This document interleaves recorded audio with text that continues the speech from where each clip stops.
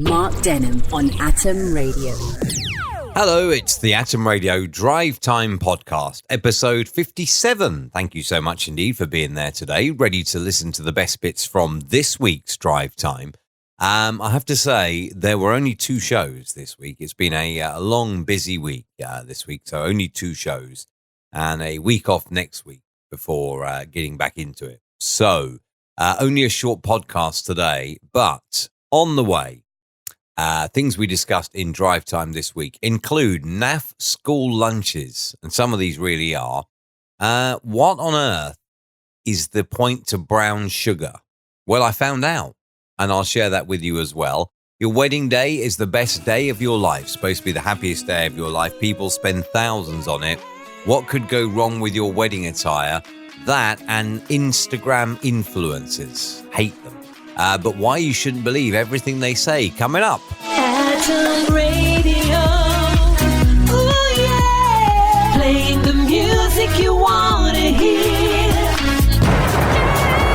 Mark Denholm. AtomRadio.co.uk. Hello, Mark with you on a Monday until 7 o'clock on the big drive home. Promise you school lunches.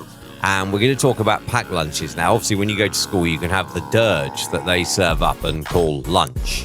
I'm judging that when I went to school, by the way. And I must admit, I am one of the world's fussiest eaters. You get there and you'd be like, I don't like that, and I don't like that, and what am I going to have? And that was a bit of a problem.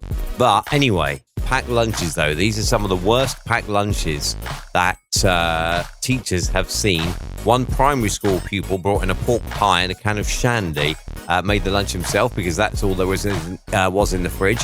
Another was sent in with a can of Red Bull and a bag of Monster Munch, while a teacher in Leeds said a child arrived with a pack of ginger biscuits, explaining mum had been too tired to go to the shops. Same teacher questioned the mother of a pupil with a can of Red Bull and was told he had a late night on his Xbox and seemed like he needed a pick-me-up. In Birmingham, a pupil was sent to school with a Happy Meal box with a cold burger and cold chips in it, with his grandmother explaining it was bought the day before, but he hadn't wanted it, so it was a shame for it to go to waste. In Manchester, an 8-year-old boy had grabbed a can of dark fruit cider, thinking it was a soft drink. Ooh. A child with no packed lunch or cash for a meal said she'd had cereal with water on it before school for breakfast, because mum needed the milk for her coffee. Whilst another teacher, some of these are quite bad, aren't they? The NHS's Change for Life healthy eating campaign, listen carefully children, advises parents making packed lunches to include a healthy sandwich or wrap, a piece of fruit, a treat like a jelly or malt loaf, and a bottle of water or sugar-free drink. They're advised to replace crisp chocolate and biscuits with homemade plain popcorn, plain rice cake, or fruity tea. Well, that sounds exciting, doesn't it? It sounds exciting.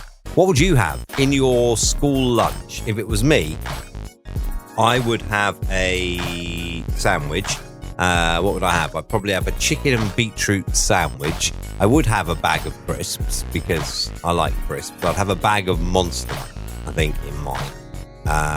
And then obviously we're going to have to exclude the fact that I am now diabetic, because I wasn't when I went to school. I would have probably a couple of slices of McVitie's ginger cake. Yeah, that'd be mine. That'd be my school lunch.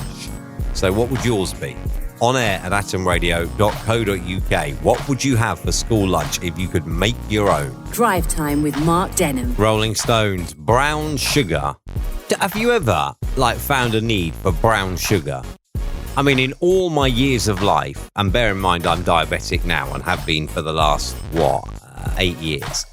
But have you ever found a need for brown sugar? Even before I became diabetic, I have never, ever found a need for brown sugar. White sugar always did the job perfectly. Somebody explained to me, where's Jamie Oliver when you need him? Somebody explained to me, though, what the need is for brown sugar. I just don't get it. I genuinely don't. I mean, when you're diabetic and you get sweetener, which is a replacement for sugar, you don't get white sweetener or brown sweetener. You just get sweetener. So for what need was brown sugar ever invented? I don't know. Mark Denham with Drive Time. It's 5:45. It's Monday on the big drive home. I played you Rolling Stones and brown sugar, and I was asking, what is the purpose to brown sugar? I've had a little look myself on Google, and basically brown sugar is used very similarly to granulated white sugar. The only actual genuine use I can find where it doesn't seem to say you can also use white sugar is to make rum. So yeah, there you go. Brown sugar was invented apparently to make rum. Mark Denham. AtomRadio.co.uk 24-4, it is Friday, and these wedding stories, I promise you, I tell you. Firstly, a man has been absolutely slated on social media for his wedding attire. When you look at the photo, his wife is dressed in a lacy type dress, and he's wearing a matching shirt. It's not lacy, but the colour is matching, and a smart tie. And it looks really good until you see the wide-angle photo shoot and you see that he's turned up in his trainers, a pair of long white socks, and a pair of casual shorts to his own wedding. People have asked whether he had to mow the lawn before he had to go to his wedding. But that's not the worst one. By a long stretch, that is not the worst one. The worst one is a lady who picked out her ideal wedding dress. Lovely, lovely white dress, okay? She's picked it out. Night before the wedding, she's gone out, she's had a few drinks, and then she's woken up feeling a little rough and had a big hearty breakfast, and then decided, I look bloated. So she's blagged herself a couple of health food drinks to try and reduce the bloating. It's all disagreed inside her. And she's got her wedding dress on, ready for the ceremony, looking lovely, and she's misjudged a fart. And you can imagine the whole bottom half of the wedding dress is ruined. Atom Radio. Drive Time with Mark Denham. Joe Cocker, Summer in the City. We haven't got that, certainly not if you are listening in the UK. It's 21-5. Chesney Hawkes, by the way, and the one and only before that. So if you follow loads of influencers, as they're called on Instagram. I mean, why do we need influencers? Why do we need influencers? Why can't we just make up our own mind? And the other thing is, these influencers are, and I don't mean this in a rude way, but they're nobodies, are they? It's not like, it's an Olympic champion telling you how to eat, or, like a World Cup winning cricketer telling you how to play a forward defensive shot. No, these influencers are just nobodies, and yet people follow them religiously and believe everything they say. Well, if you follow Casey Sosnowski on Instagram, do not believe anything she says. She posted pictures of her in leggings and a sports top with a water bottle, saying that she had gone out for a hike and claiming that this hike had, been really, really good and healed her mind and everything. Well, Casey has a sister called Carla. Carla managed to capture pictures of Casey's hike, in commas, and she posted them on her Twitter, Carla did. It shows that the hike that Casey went on wasn't even a hike at all. Carly even has posted them saying, my sister said she was going on a hike, ... This is our backyard. And she's put the picture that her sister put up saying it was a hike, together with the picture she's got of somebody taking Casey's picture in the back garden, all posing as a hike.